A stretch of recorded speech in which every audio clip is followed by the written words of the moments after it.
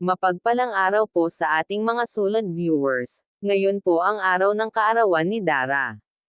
Yan po ang videong pag-uusapan natin ngayong mga kakalingap. At bago po tayo magsimula ay gusto ko lamang po shoutout ang ating mga minamahal na mga viewers at supporters. Yan Dara ay masayang masaya nga po sa mga bisita niya ngayong birthday niya. Hindi daw niya expect na ganito kabangga ang kanyang birthday.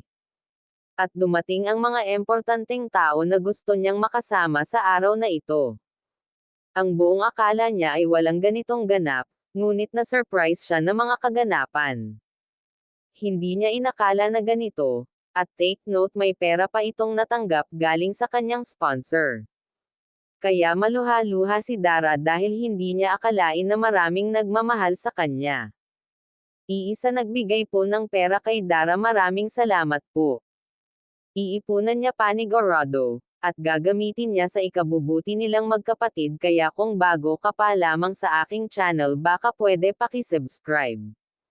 At wag po natin kalilimutan suportahan si Kalinga Prob at ang ama nito na si Val Santos Matubang. Dara masayang masaya nga sa araw ng kanyang kaarawan, ngayon lang niya naranasan na mag-celebrate ng kanyang kaarawan, at dahil yun sa Kalingap team kaya grabe emotional ito sa araw ng birthday niya, kaya nagpapasalamat siya sa mga tumulong at nag-effort para maging masaya ang kanyang kaarawan.